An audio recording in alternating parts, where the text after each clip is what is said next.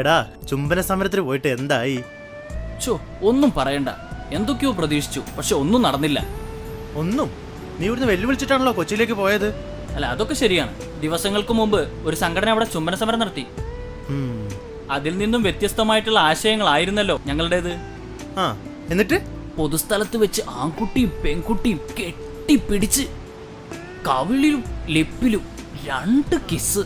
ഇതായിരുന്നു ഞങ്ങളുടെ പരിപാടി. എടാ നീ നടന്നത് പറയടാ. എന്നിട്ടെന്താ, 2 കിസ് പ്രതീക്ഷിച്ചു പോയ എനിക്ക് പോലീസിന്റെ കയ്യിൽ നിന്ന് 2 എണ്ണം കിട്ടി. ഒന്നിവിടെ ഒന്നിവിടെ. നന്നായി. ഞാൻ അപ്പോഴേ പറഞ്ഞതാ നിന്നോട് പോകണ്ടെന്ന്. നിങ്ങളുടെ ഈ സമര രീതിയൊന്നും കേരളത്തിലെ ജനങ്ങൾ ഒരിക്കലും സമ്മതിക്കില്ല. അല്ലെങ്കിൽ നിങ്ങളെ കുറ്റം പറഞ്ഞിട്ട് കാര്യമില്ല. പൊതുസ്ഥലത്ത് വെച്ച് കിസ് അടിക്കുന്ന പെൺകുട്ടികളുടെ പാരൻസിനെ പറയേണ്ടത്.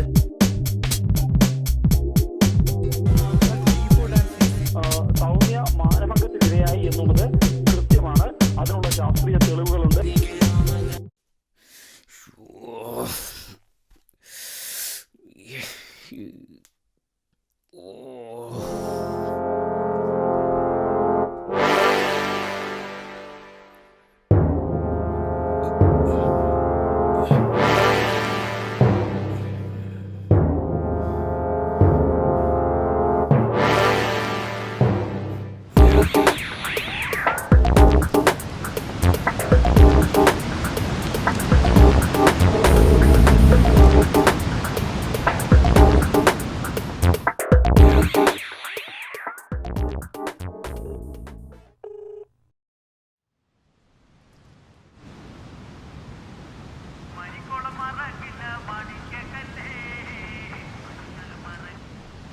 പറയടാ.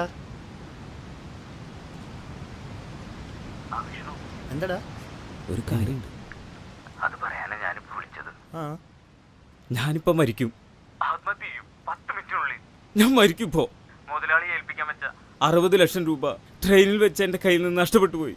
എന്നിട്ട് മുതലാളി എന്നെ കൊല്ലും. അതിനു മുമ്പ് ഞാൻ തന്നെ മതിയാക്കുക. നഷ്ടപ്പെട്ടത് കൊടുക്കാൻ എന്റെ കയ്യിലില്ല. ഞാൻ പോവാ. പൂവേ എങ്ങോട്ട്? മര്യാദയ്ക്ക് അവിടെ ഇരുന്നോ, കൊല്ലും നിന്നെ ഞാൻ. എടാ ഒരു 10 മിനിറ്റ് സമയം എന്താ? ഞാനും മുരളി ഇതാ എത്തി. എന്താ പ്രശ്നം? നീ വണ്ടി വിടറാ വേഗം.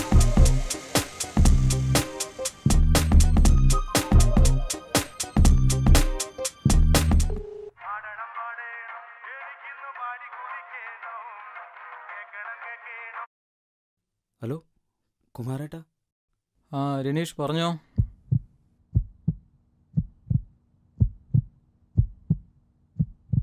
നീ ഒന്ന് സമാധാനിക്ക്. നമുക്ക് വഴിയുണ്ടാക്കാം. അവിവേകമൊന്നും കാണിക്കരുത്. കുമാരേട്ടൻ ബീച്ച് റോഡിലുണ്ട്, നീ വണ്ടി അങ്ങോട്ട് വിട്. കുമാരേട്ടൻ വണ്ടി നിർത്തി.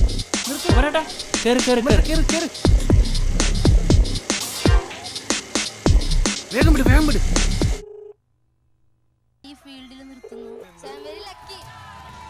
ഇന്നത്തെ ഈ ലോകത്തില് വളരെ അപൂർവമായി മാത്രം കാണാൻ സാധിക്കുന്ന റിനീഷ് പറയൂ. ആൻസി, ഞാൻ മരിക്കാൻ പോവാ. എന്ത്?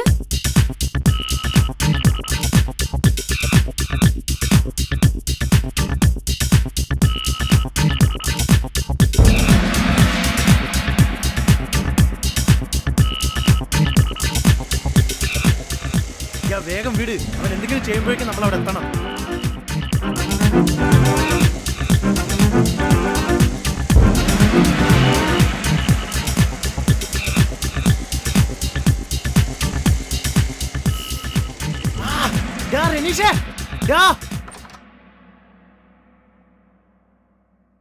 എന്തായാലും സമാധാനായി. നീ മരിച്ചില്ലല്ലോ. അതല്ലടാ, ഞാൻ മരിക്കാൻ തീരുമാനിച്ചതാ. ഞങ്ങൾ പറഞ്ഞത് നീ അനുസരിച്ചല്ലോ, അത് മതി. പക്ഷെ ആൻസി അവൾ എന്നോട് ചത്തോളാൻ പറഞ്ഞു. അതും എന്നോട്. ആത്മഹത്യ ചെയ്യാൻ തീരുമാനിച്ചല്ലേ? റിനീഷ്, നിനക്ക് മരിക്കാം. നീ ഇപ്പൊ ജീവനോടെ ഇരുന്നിട്ട് എനിക്കൊരു കാര്യമില്ല. വർഷങ്ങളായി നമ്മൾ പ്രണയിക്കാൻ തുടങ്ങിയിട്ട്. എനിക്ക് സന്തോഷമേ ഉള്ളൂ നീ മരിക്കുന്നത്. തീരുമാനിച്ചയാളെ ഞാനായിട്ട് തിരുത്തുന്നില്ല. നമുക്ക് അടുത്ത ജന്മത്തിൽ ഒരുമിക്കാം. Good bye. വർഷങ്ങളായി ഞങ്ങൾ പ്രണയിക്കാൻ തുടങ്ങിയിട്ട്. വിവാഹം കഴിക്കാൻ വരെ തീരുമാനിച്ചതാ. എനിക്കൊരാപത്ത് വന്നപ്പോൾ അവൾ എന്നോട്. അപ്പം ഇത്രയുള്ളൂ സ്നേഹം. ഞാനെന്തിനു മരിക്കണം? ഞാൻ ഈ കടം എങ്ങനെയും വിട്ടു. അവളുടെ മുമ്പിൽ ഞാൻ തോൽക്കില്ല. തോൽക്കരുത്. അത് തന്നെയാണ് എനിക്കും വേണ്ടത്. ഞാനങ്ങനെ പറഞ്ഞപ്പോ ആ ദേഷ്യത്തിലെങ്കിലും നീ ആ തീരുമാനം മാറ്റിയ നിന്നെ എനിക്ക് തിരിച്ചു കിട്ടുമായിരുന്നു. ആ ഒരു നിമിഷത്തെ സ്പാർക്ക് ഞാൻ പ്രതീക്ഷിച്ചതും അതുതന്നെയാ. ജീവിതത്തിൽ പരാജയം സംഭവിച്ചവരൊക്കെ ആത്മഹത്യ ചെയ്യാൻ തീരുമാനിച്ചാൽ പിന്നെ ഈ നാട്ടിലുള്ള പകുതി പേരും ജീവനോടെ ഉണ്ടാവില്ല. ജീവിതം ഒരു പോരാട്ടമാണ്. ഒഴുക്കിനെതിരെ നീന്തി ജയിക്കണം. നിനക്ക് പറ്റിയ നഷ്ടം അതെന്റെ നഷ്ടമാണ്. ഞങ്ങളുണ്ട് നിന്റെ കൂടെ.